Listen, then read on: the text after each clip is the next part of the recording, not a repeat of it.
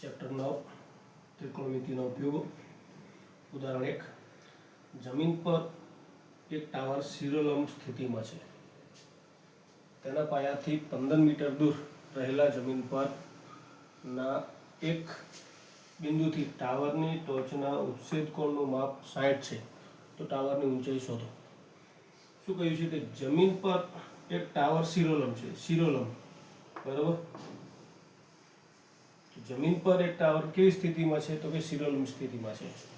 તેના પાયાથી કેટલું? તો કે 15 મીટર દૂર રહેલા જમીન પરનો એક બિંદુ.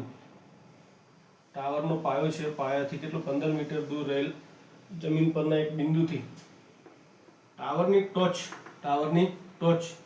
એટલે કે અહીંથી ટાવરની ટોચને જોવામાં આવે એટલે ટાવરનો ઉચ્છેદ કોણ આપણને મળશે. ઉપરની તરફ જોઈએ ને એટલે આપણને ઉચ્છેદ કોણ મળે, બરાબર. અને ઉપરથી નીચે જોઈએ એટલે શું મળે? અવક્ષેદ કોણ મળે. તો આપણે નીચેથી ઉપર જોઈએ એટલે ઉચ્છેદ કોણ. તો કેટલો મળ્યો? 60 અંશ. તો ટાવરની હવે શું શોધવાની છે? ઊંચાઈ શોધવાની છે. અહીં આપણે AB ટાવર તરીકે દર્શાવીશું અને CB એટલે કે BC એ બિંદુ શું છે? તો CV એ બિંદુ C નું ટાવરથી અંતર છે, જે કેટલું છે? તો કે 15 મીટર છે. કેટલું છે? તો કે 15 મીટર. અને ખૂણો ACB ઉચ્છેદ કોણ બનશે.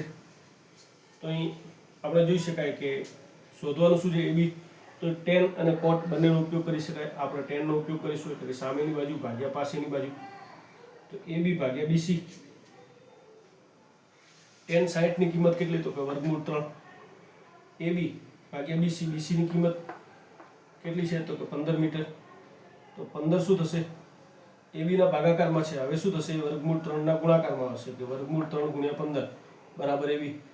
તો હવે પદોને ગોઠવી માટે AB બરાબર શું મળશે? 15 વર્ગમૂળ 3.